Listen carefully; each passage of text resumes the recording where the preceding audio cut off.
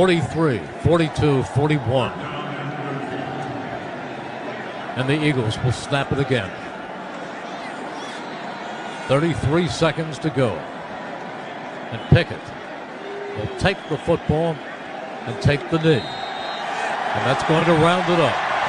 We will count down these seconds for you. That'll do it, boys They and are girls. jamming the field. 18, 17, 16, 12, 11, 10, 9, 8, 7, 6, 5, 4, 3, 2, 1. It's over. The Philadelphia Eagles have won Super Bowl 59. They have beaten the Kansas City Chiefs 40-22. It's their second Super Bowl win in 7 years. What a game. What a season. What a team. The greatest Eagles team in modern history. Eagles fans. Well, I have to say we were very fortunate. Here we are back with Talking with Cuz podcast that we haven't done in about a year with my cousin Vince Sparrow back in New Jersey. I'm here in California, and I figured we'd do this again right after the Super Bowl, win or lose. But luckily, after 60 years ago, the Philadelphia Phillies didn't make it to the World Series, and us being blessed 50 years ago, being at the Flyers, and now at this great age, that we're able to see the Eagles actually win their second one. So welcome back, my cuz. I appreciate it. It's good to be back. And we're going to have some fun. We're going to actually be on a regular schedule for maybe once a week talking anything sports, probably not politics, but, everyday life, and let everybody know that this is my cousin, actually my brother from another mother, that we go back from the early 60s, and people who are just getting to know who we are. We came from a great family that was originally in South Philadelphia with our grandparents. And then you eventually, moved up to Northeast Philadelphia. But we have a classic picture when we were all together at our grandmother's house in South Philadelphia with three blocks from the stadium complex. Yes. And with your sister above you, your second, and I'm there really at attention, our cousin Diane giving our grandmother some attitude. But it's great that when I was back there in September, we actually were taking a little bit of a tour around the old neighborhood, and we went up Juniper Street and realized how small it really was, and wonderful, wonderful memories from back day. But it was always around sports. We loved sports, starting with the Philadelphia Phillies because, baseball was really our first love at a certain building that had the team.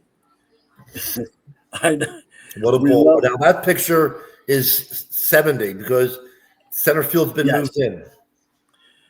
So who's going to really know besides us, right? That it was 447. They brought it in, but it was iconic. I just saw something posted yesterday that it was from the 60s, and that the dimensions were being remeasured. Like the 334 sign, it really should have been 331 and 11 inches. Yeah, did you see that too? Yes, that they actually measured it. Yes. That was really cool. 447, like the 420 should have been 418. So I don't think they ever changed the signs though, but they remeasured. Remember, it was actually an article by Stan Hochman in the 60s that they actually got a tape measure that cost them almost that was it. That was it. Back then. Yes. So we were at a very young age. I was 10, you were about 8.5.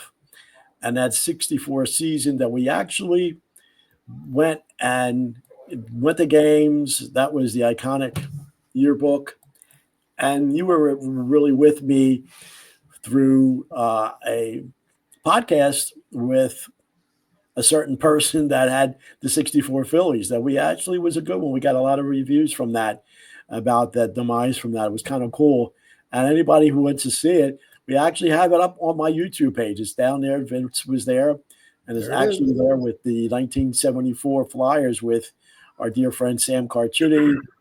He actually was able to get Lou Nolan, the PA announcer, there, and a friend of his who's doing a feature with the Flyers, and it was a great time there. So anybody wants to see that was online. But from that, we have That's actually the 66 yearbook, which shows Connie Mack Stadium really great. But then actually when we were growing up, we started our driving and we started driving around the neighborhoods. And with the spectrum being, we got into hockey, and then we saw the progress of a certain stadium being built. And anybody out there is wondering, what the heck is that? Well, that's that stadium about 69 or 70 being built and wasn't open until 71. And that's the full stadium complex where I was half of our childhood was in 3 of those buildings, but the middle building was mostly, the one that we had our season tickets for the Flyers, and such amazing times. Yeah, that's funny because I'm thinking of the spectrum. Neither one of us really ever went to Sixers games. A few. I mean, in the 60s, go ahead, Convention Hall. That's yes. where we went.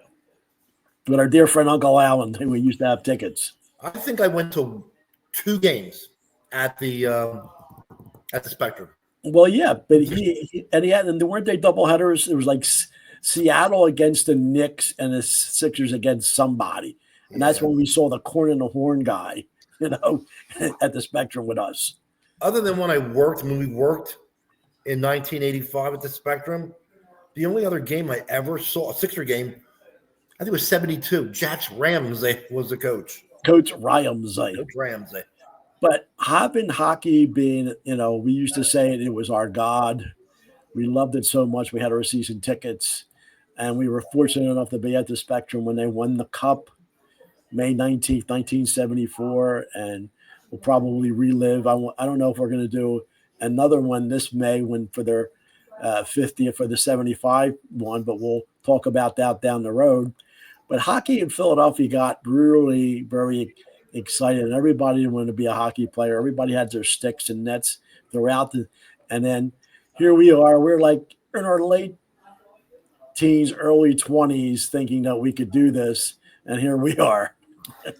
Yeah, we could play hockey for $25. Now it costs you $4,000 to get outfitted. Yeah, and I realized you were a very good player, and you ended up being a very good goalie. I realized I really sucked, so I ended up becoming a referee. So a friend of mine had a camera one day, actually in a pouring rain. It was an outdoor, almost rink, but it was a fantastic experience. And I was actually, getting paid $11 a game. We would do 4 games a Saturday, 4 games a Sunday. So hockey really was a main thing for us, and loving sports in the Philadelphia area. So we're just 2 guys, cousins, are just talking cousins. Everybody's got a podcast. Well, this is our podcast. And me as a photographer, it was it game 7 of the 75 semifinal? Yes. I took this picture. Dornhofer scoring from the right wing 12 seconds in. And that's after the Flyers went from leading the series 3 games to 0, and the Islanders won 3 straight. So the 7th game came back to the Spectrum, and that's the first goal. I think the Flyers won 4-1, something like that. Yeah, and that was what, Chico Resch? Yeah, I think it was Chico. Yeah, Chico Resch. So yeah, where our sports was in our life, and we really enjoyed it. But now, we're at a certain time now in our life, and actually be able to, enjoy that the Philadelphia teams are really doing great. And it's amazing that seeing the one picture that it's been 20 some years that Jeremiah Trotter was with the team, and now his son was on the team, is actually a Super Bowl team. Yeah, Super Bowl champion. Look at that. When I saw that that's incredible. That it's been that long already, but knowing him with that, that wood chop, right? You'd have to like chop a wood. The axe. The axe. So yeah. So, there's many ways to go, especially that was our highlight of our life. I wish I still had the videotape of my taking the 8mm film of that day of them winning the cup. But it's, reflective about life and enjoying sports. But it's amazing how I think they just have this one that it sounded like the Link down in New Orleans.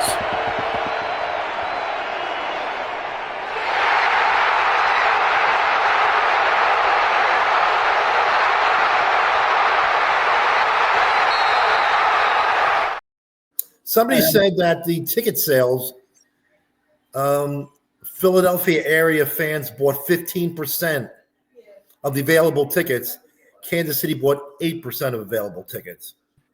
Yeah, it seemed like that was a Philadelphia crowd there all the way down to New Orleans, and it's a shame that they will lose their offensive coordinator who's going to be playing, with the Saints. But hey, when you get an opportunity to be a head coach, why not?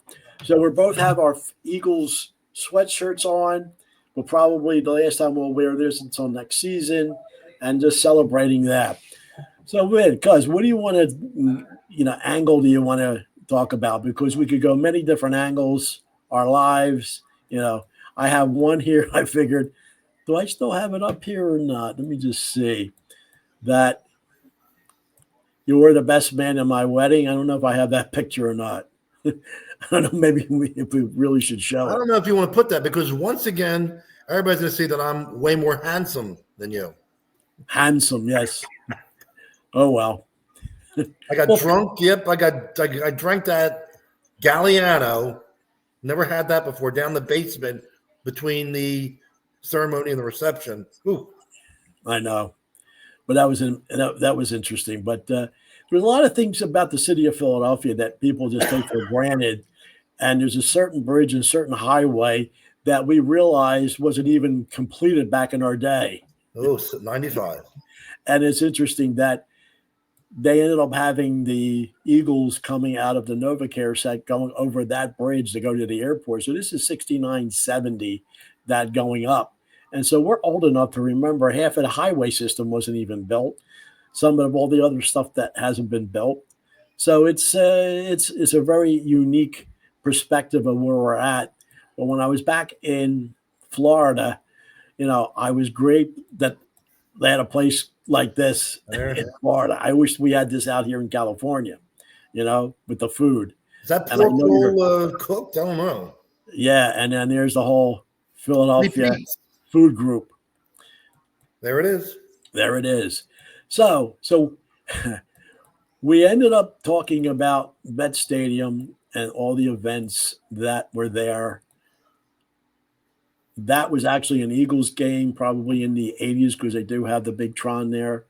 But this was the mega complex there with the 3 complexes that are all gone now. And our biggest day was July 18th, 1985, with that. And hopefully maybe it's going to be 40 years in July that we'll be able to do some kind of a retrospect on that.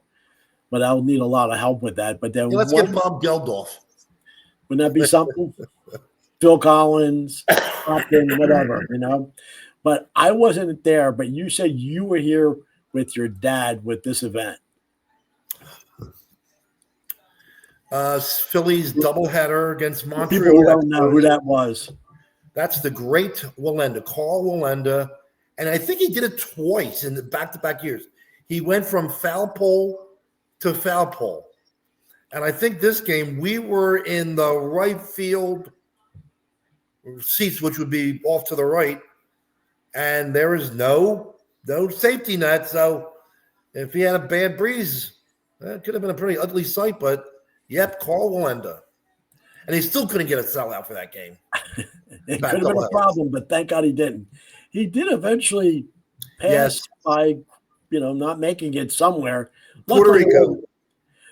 Yeah, can you imagine if something happened like that in Philly, though? It would have been that crazy, So it's so yeah. In a couple of years, about 7-8 years ago, we ended up going to Florida to see the Philly spring training. That's one of the few pictures we actually have of ourselves recently.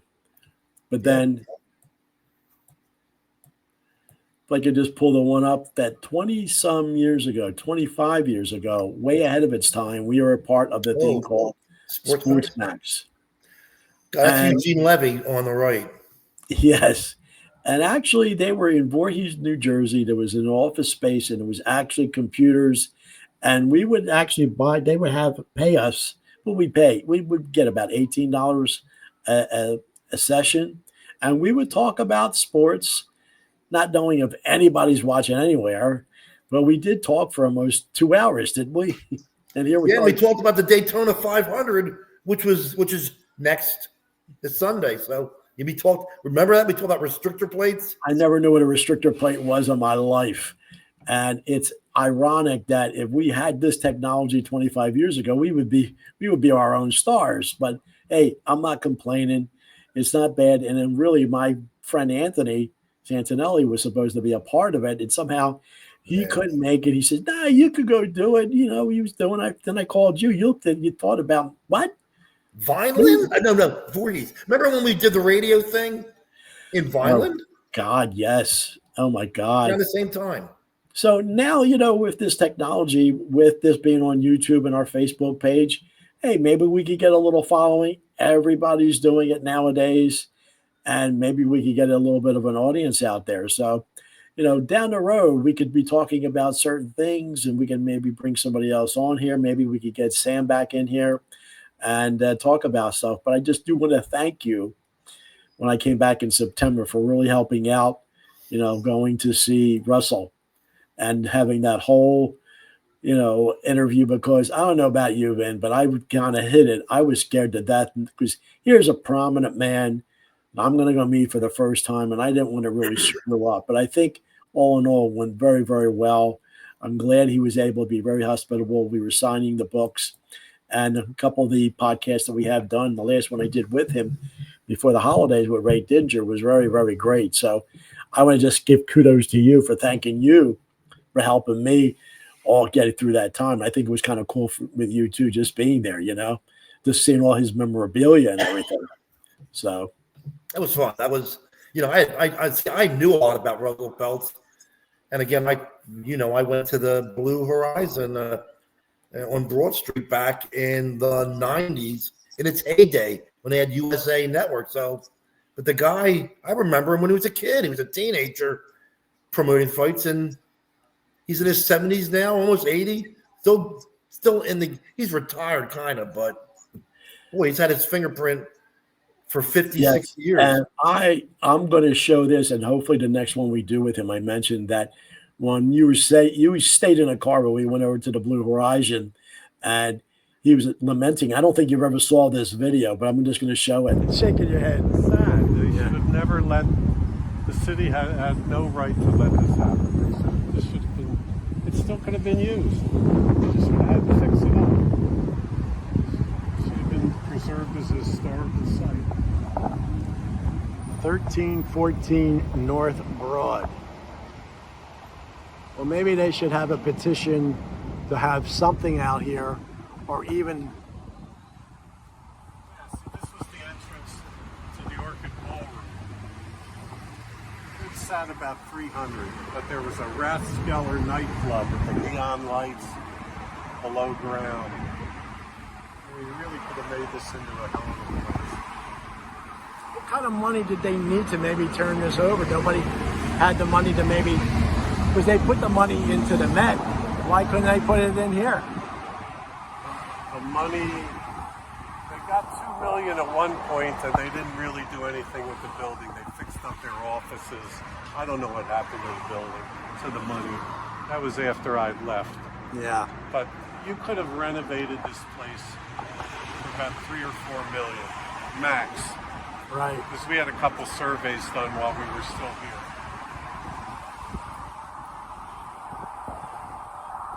How long has it been since you've been inside the place?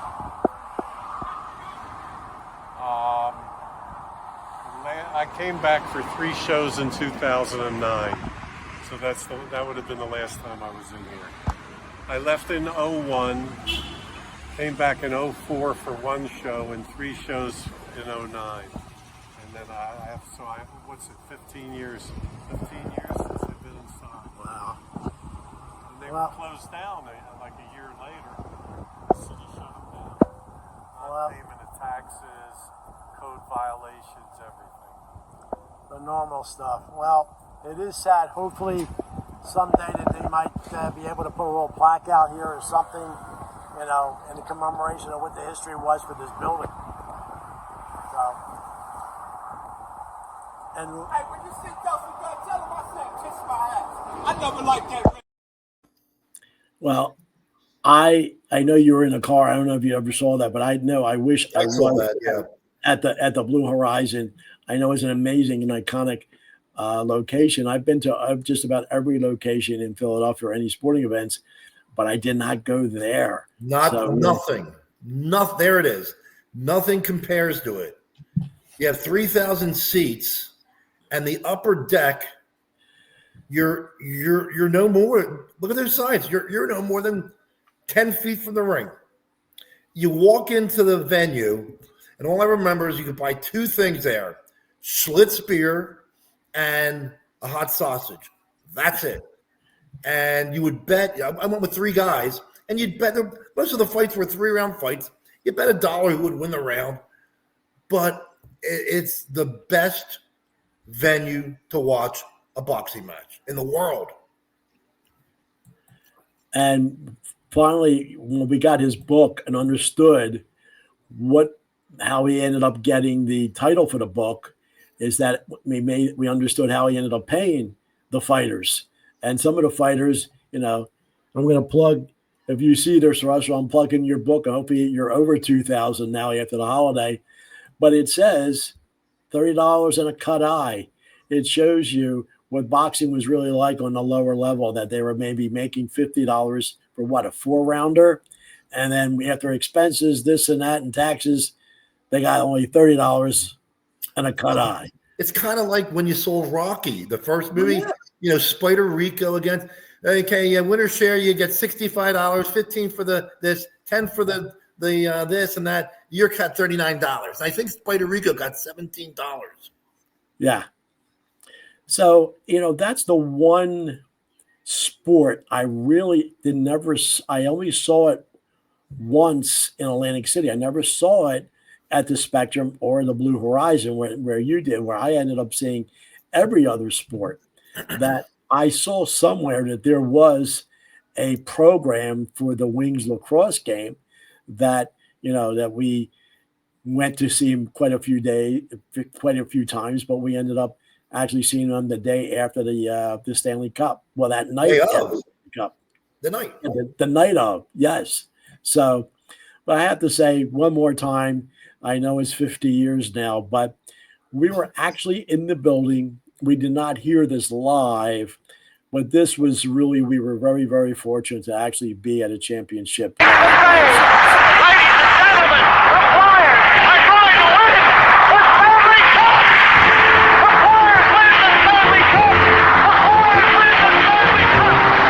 Flyers win the Stanley Cup! The Flyers have won the Stanley Cup.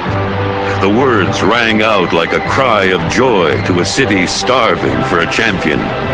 For Flyers owner Ed Snyder, his dream of bringing championship hockey to Philadelphia came true.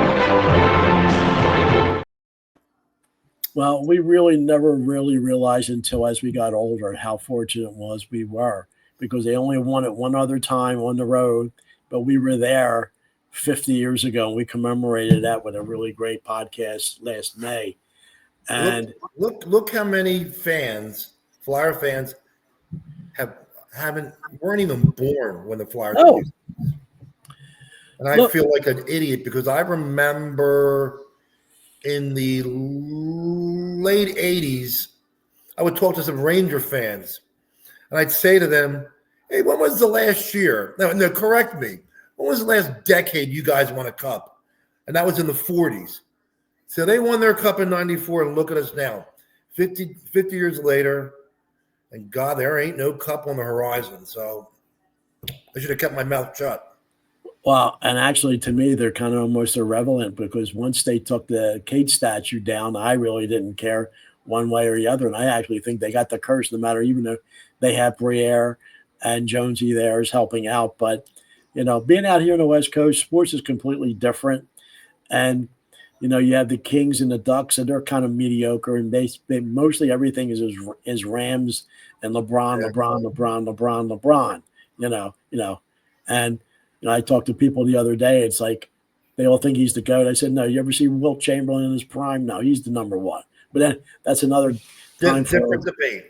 Yes. So So anyway, this is just I just saw online or just saw the picture that Vic Stangio is only 64. We're like 7 or 8 years older than that guy, and he looks old. I think he's 66. I think he's Okay, 66. 66. I'm just saying, like, how much we really sound. But anyway, we're going to try to maybe get some other people. Who knows? Maybe we could get Tom Hoffman on here, who's really was a younger kid who used to go to the games, and he's really the Philly sports fanatic on there. But we just wanted to get back on here. Two cousins talking about the recent championship with our beloved Philadelphia team, the Philadelphia Eagles. And actually, I was very fortunate to be at my friends, Tim and Joyce's place on Sunday, made them a great dinner. I was able to watch it because been over the last couple of playoff games, and especially the championship game. Now, I'm on high blood pressure medicine, and I laugh about it. Makes two of us. Normally, I take 2 in the morning, and I take one before I go to bed. But I was getting so hyper at the games, I actually brought it with me and took it right before the game started, just saying I have to have it under control. But I sat. They have a beautiful living room. But I actually sat in the dining room chair, and I never moved because the day Clarkie scored that goal, I was in one spot, never moved, and superstition. I said, I'm not moving from this. I got halftime. I got my food to eat, but I didn't move since. And I said, Carl, you can get up now. About 6-7 minutes left in the game. So that's how I was because you never It's know. interesting. 7 years ago, you didn't know you had a Super Bowl until the last play. This year, I always said to myself, boy, I'd love to have one where it's a cakewalk, but that's not going to happen. So first it was 10-0, 17-0, 24-0. Even at halftime, I go, you never know. Could come back. You never know. But then it was 34-0. I'm going, I think we got this one in the bag. In the last 8 minutes, I was like, oh, my God, we can just enjoy this. That's the beauty of it. Of course, I'm getting ticked off at the end. Hey, just gave him 2 touchdowns. What are you going to do? Let him get another onside, a kick, and score another touchdown? So us Eagles fans are never satisfied. Well, and you saw that he actually had the reserves in. He didn't have the main defense in him. But I always remember the Super Bowl before the Eagles won the first one, Atlanta and New England. 27-3. I'd be slashing my wrists if I were an Atlanta fan. I mean, you've got this monstrous lead, and everything that could have gone wrong did go wrong for Atlanta after that. Yeah, I remember that one, and it's just a matter of, wait a second, I was texting some friends back east, and they go, is it the word? No.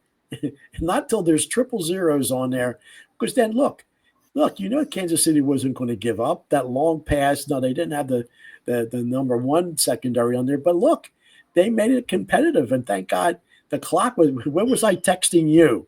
Oh God, they didn't make it competitive. Those were toss away touchdowns, but it's just still, even with those 2 touchdowns, it was like, all right, 18-point lead. They need 3 more scores. It wasn't going to happen. I know that, but what was I texting you the whole time?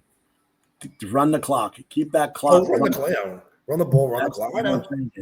You kept seeing the frustration on their faces, which I think the one video I do have, shows the front.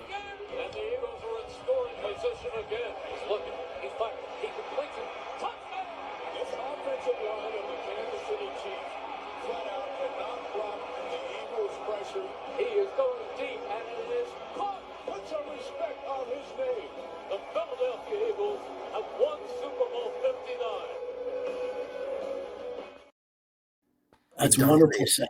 They dominated. I mean, everywhere Mahomes, if he tried to find a little gap up the middle, wasn't there. He goes to the outside, somebody with him. If he goes further outside, there was somebody in his face. He never, as Seth Joyner said, the kryptonite of a quarterback is pressure.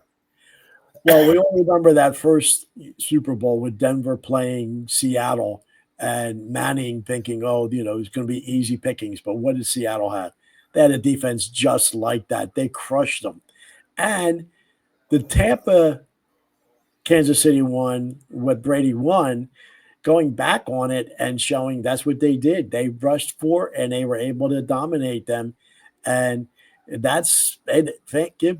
I said it was a defensive coordinator who was going to win that, but he had the horses to do it too, though. But the best example of a line that won the game was when New England was undefeated, played the Giants, 4-man rush. They put pressure on Brady, and it just made it a different game. And where did I watch that game? At your place. Oh my God. That was the one with the Velcro. What was it? The Velcro catch. Now it's the one where he caught it. That's amazing. The two I watched at your place. Now 6 years later, the 2012 one, when the Giants beat them again. The second time was at your place. That you remember where you watched your Super Bowls, and I mentioned to my friends, we're old enough to have watched every Super Bowl. Yeah. Where the first one was not called the Super Bowl. It was on 2 networks, and it wasn't sold out. $12 tickets. $12 tickets. What's the ticket for this Super Bowl, Carlucci? Average was $5,800. Yeah. Insane. Totally insane. And then, the $8 million, what was it, $6 to $7 million per. But look, it's all marketing. It's all money. It's why they could pay a guy $20-30 million a year. Really? Look at Chuck Bednarik, even though it was only 7 years later. Why he was called Concrete Charlie, not because he hit hard, because he had to have a winter job or another job to support himself. And he was a salesman for Warner Concrete. My dad, met him a few times.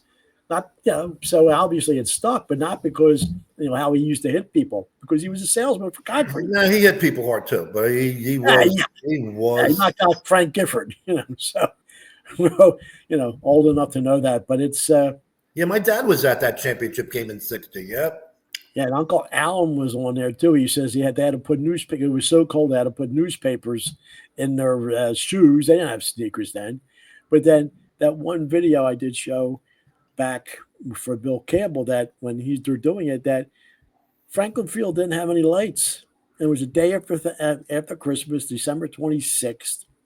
They played it at noon just in case of overtime. So what about a stadium not even having lights? And then, I tried to find with the ladle, the water, 5-gallon bucket. And now everybody's got their own individual Gatorade, water bottle, squirt bottle, and everything. So, yeah, we've come amazing about the technology and everything else about it too. So, what else do you want to talk about, my cuz? Hey, you're the producer. I just go on your beat. You notice you bring up any topic, I can talk about it. I know, that's the good thing. So, I wanted this first one just to be that we're going to be back on at least maybe once a week and have one topic.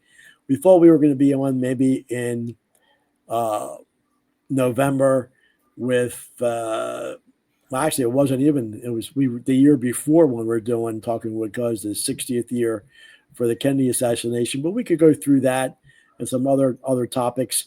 One we could do. Now that Trump has unleashed the Wowzer, everything's going to be redacted. Everything's going to be redacted anyway. It's going to be all black mark onto it anyway. There you go. Then we could talk about the moon landing. We could talk about that. What moon landing? There's never a moon landing. Yeah, and actually going when I was in Florida with Carolyn, going down to the Space Center, and they've updated. Cool. It's really, really nice. Very cool. Really great because they got an updated, the space shuttle there, and some other venues. But to see that Apollo booster rocket on its side. Yeah, but I can understand they don't know how that was built, but it's right there. Go into it. It's like for the new one that Musk is going to be doing, what is the Artemis? So. But my complaint was always the ones that say we never landed on the moon. Okay, so we sent a 6 million pound payload up. That's the hard part, getting that thing to start moving upwards. That's not that's nothing. But we didn't go to the moon. Yeah, okay, fine. Well, yeah, they said that we couldn't get past through this this radiation belt, something somehow. Well, they did it. They did it. Send 7 crews out there. 13 didn't land. A couple of them landed. 13, luckily, they were able to get back. So Yeah, I remember. I used to follow the Gemini flights. They would how about during Mercury? weekdays after school. Right. Oh my God! Well, that's when they realized that Armstrong was able to do that because weren't they in one that actually started spinning it, and he was able to not have any problem. He was able to finally get it that it, physically he wasn't unconscious or anything. Because if something would have happened to Could have them, it would have been a disaster in space. That's the one thing they didn't have. Well, the two shuttles. Oops. The They had a problem. we had a problem, and they didn't tell them. Nothing to do about it. And that's something that statement really is true. If nobody knows what we're talking about. Well, I forget was it 2002 that was it Columbia that they lost? Challenger was 86.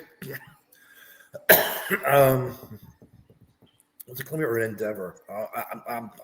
But Yeah, it was. I remember I was too. I remember being at the Yeah. dry cleaner, and on TV they had somebody saying, looks like there's something with the reentry."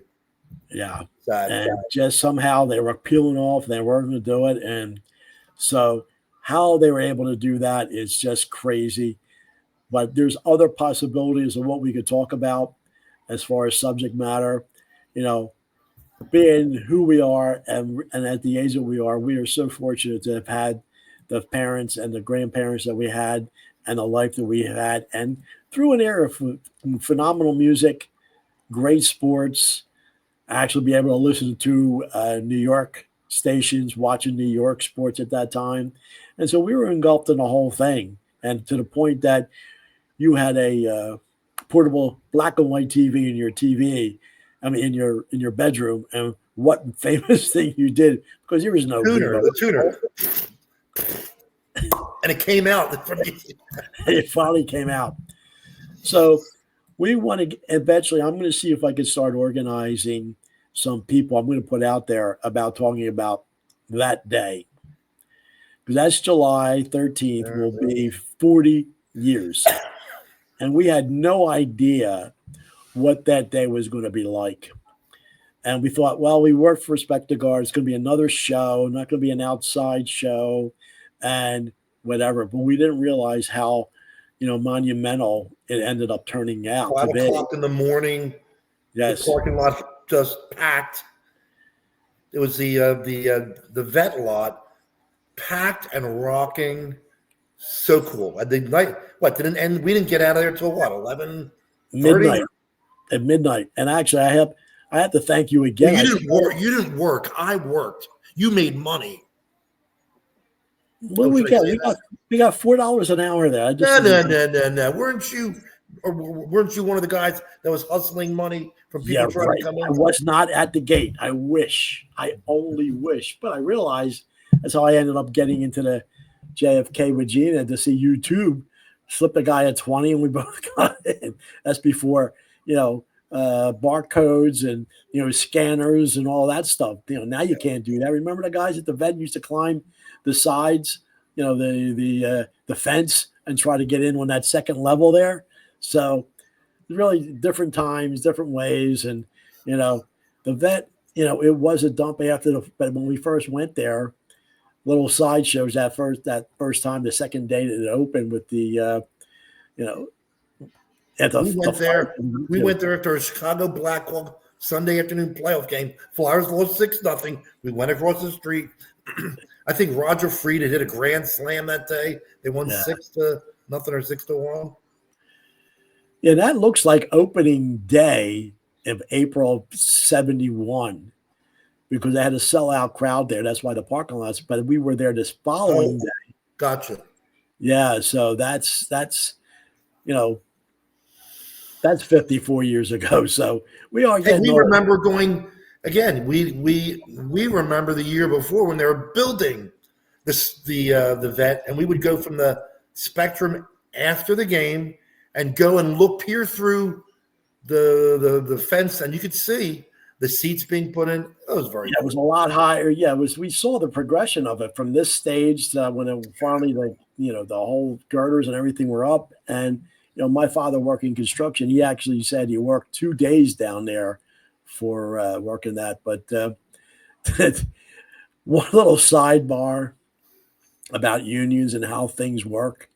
And it's 50, 60 years later that I heard this, and I think it's a true story, that, their main contractor was McCluskey. They wanted that thing, and that was 90% all concrete. And if you being with your background, a facilities manager, when they were building that, when the concrete comes, they have to have an inspector that, does the slump test to make sure each load is good. But somehow there's trucks getting backed up. It was taking time to do this. And they're finally saying, what the heck's going on here? So finally, Mr. McCluskey finally had to go with the guy. They took him out to lunch one day. Well, they found out he went to Bookbinders. And the next day he shows up with a brand new Buick. And so he goes over there. Oh, that's good. And then he'd only show up on Thursday when it was payday. And then that's how you solve things back in the day. Taking a Bookbinders. But didn't your dad have a role at the Spectrum with the ice? Oh, with the concrete? And I wish I took pictures and had anything documented. I do have an Action magazine that they actually have pictures of some of the work, but not of the men. But yeah, real quick story about the good old Spectrum back in 78. Evidently, they had to replace the ice rink. Somehow it was malfunctioning. It wasn't working. And it's the building in the middle where the Flyers and 76ers played until they built a new building where the JFK City. But they actually had a contractor out of Chicago come in here, and somehow something was not going right. And my father really was really good in all aspects of it and knew how to put ice rinks in. And so he was already working on another job, and the union member contacted my dad. I said, please, you got to go down there and make sure we don't have the embarrassment of screwing up the ice rink at the Spectrum. He said, I already got a job. He said, don't worry about it. You get paid on that job and plus going down there. And so he went down there. It was a one day. It was just for the pour of the whole rink. And that was first time he said they were using actually a laser screed. Before it used to be just a regular, transit and all that. But that was 78. They were using a laser screen. Obviously, they needed the level so much, and he made sure he got the best workers, no matter who they, they made a lot of money there because they have to burn that and make it really, really almost like a warehouse finish. But he knew exactly, tell them how much of the coils, because the coils were working with that in there, and they told him put. How thick was the concrete for the It was about 4 inches. Okay. No, actually, it was about 5 inches because it had all the coils in there for the Freon and everything. But yeah, that's one thing I wish I was able to attend and actually witness on there. But a lot of other fascinating stories, and hopefully this will be the first of many that we'll have, maybe one every week. Talking with my cousin Vincent Ferrari back in New Jersey. I'm here in California. It was a great trip back when I was there in September. I still don't want to be there now because, how much snow do you have out there? Can you open the window and take a look? It could be 3 inches by the morning, so not that bad. Most of the snow is going to be south of us. Good. I don't want to have anything. Get 1 inch. So yeah. Well, the thing is, I don't want to have anything even close to anything. And I know they scheduled the parade on till Friday because it's supposed to snow again and then some rain and have some clear schedule. So Friday will be sunny, chilly, just like it was 7 years ago. Yeah, you won't have Jason Kelsey dancing around though. No. I wonder if that's just one regret. I bet is that he won't get a ring, but he's led a charmed life the last year.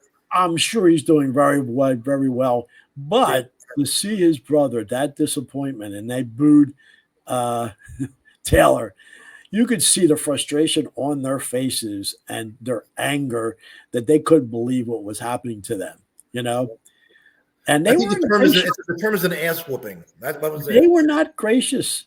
In their post game, they didn't say, well, you have to hand it to them. None of them said that. Even Andy didn't say that. They got a great team over there. They got to get – no.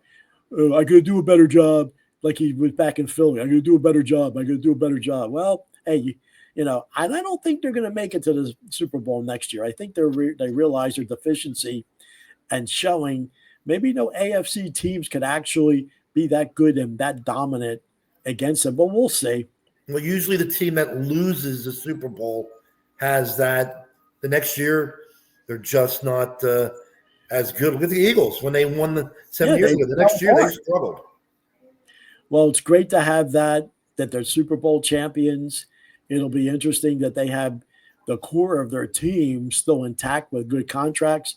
And who knows, it's just with Barkley and losing their offensive coordinator, just put it on automatic. Whoever comes in, run the same plays. Somebody said they should try to get Frank Reich. Frank Reich was with the Eagles 7 years ago. He's past being an NFL head coach. He might be the perfect guy to run the offense. I think they would do that. And then you still have Fangio as a defensive coordinator, and they talk about those studs, man. I know we had great ones in the 90s with Buddy Ryan the names escape me right now. Seth Joyner, Reggie White, Jerome Brown, great. Byron Evans. But so hopefully that'll continue. We'll have some really great teams. But listen who we're not talking about. The Sixers. And I hear Embiid needs another surgery. He's done. How they just signed it. What I don't understand is he played yesterday. Shut him down. Lose all your games. Get the surgery. What are you going to wait till May, April to do the surgery? Get it done now. The new contract doesn't kick in till next season. Okay, stop. I know. You're getting me as nauseated as the Flyers. People who win one, lose one. People who buy tickets to those games, and that's why the NBA is taking a nosedive. It's really ridiculous. So, well, anyway, I think we touched on a few things on here. It's just talking with Cuz, talking about our lives with our families, that we all wish them well. And we know we still have one aunt that's still with us. We'll talk about that. We'll talk about that at another time. And our good old days from 25 years ago when we started this for a short period of time. I don't know what's in with that hair. I just don't know. I know. And if we can maybe get a little sponsor, somebody to help out, it'd be really good, or get some other people that'll be on here. But I appreciate it. Anything do it for the love. Yes, the love and the camaraderie, and then maybe we'll come up with something, for our next time.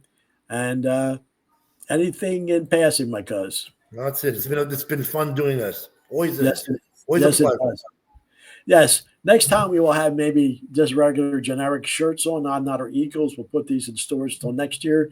So until next time, till next week, this is Talking with Cuz with myself, Carl Candello here in California, my cousin Vince Ferrari over there in New Jersey with the snow, signing off, and we'll talk to you sometime next week.